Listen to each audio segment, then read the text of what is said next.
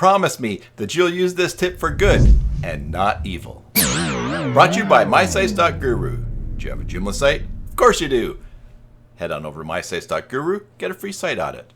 Hey there, Joomla fans. Tim Davis here. I'm a Joomla fan too. Thanks for tuning in to Maintenance Monday, number 255, here on the Basic Joomla Tutorials YouTube channel, where I show you my favorite tools, extensions, and tips for building and maintaining Joomla sites. I also work on Joomla sites, build them, maintain them, migrate them to Joomla 4.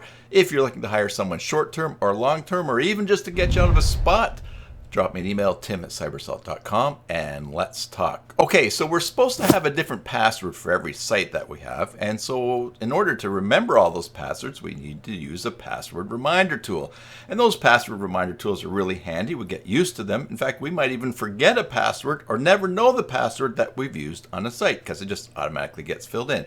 But if you need to share the password for your site and you're too lazy to create an account for someone, you just want to give it to them so they can log in and help you, just the dots coming up in the password field is not going to help you. Of course, you can go into your password reminder, navigate, and find where it is. But I'm going to show you a quick trick on how you can figure out what the password is for your site without going through all that rigmarole.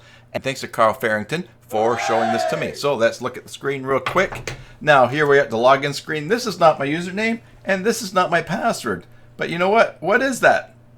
I can't copy it, but here's what I can do to see what that password is. I'm going to right-click and go inspect to bring up Chrome development tools, and you'll see down here, see input name password, type equals password. I'm going to change this to text.